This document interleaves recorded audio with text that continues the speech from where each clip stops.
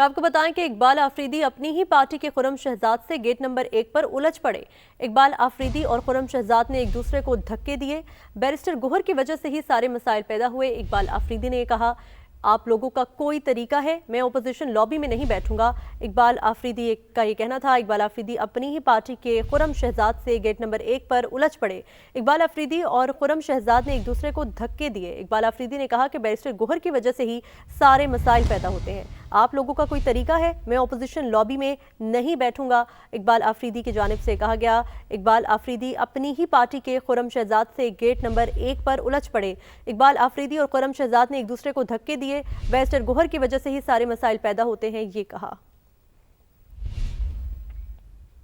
इकबाल आफरीदी और खुर्रम शहजाद ने एक दूसरे को धक्के दिए। इकबाल आफरीदी ने कहा कि बैरिस्टर गोहर की वजह से ही सारे मसाइल पैदा होते हैं। आप लोगों का कोई तरीका है, मैं ओपोजिशन लॉबी में नहीं बैठूंगा। इकबाल आफरीदी की जानिब से कहा गया। इकबाल आफरीदी अपनी ही पार्टी के खुर्रम शहजाद से गेट नंबर 1 पर उलझ पड़े। इकबाल आफरीदी और खुर्रम शहजाद ने एक दूसरे को धक्के दिए। बैरिस्टर गोहर की वजह से ही सारे मसाइल पैदा होते हैं, ये कहा।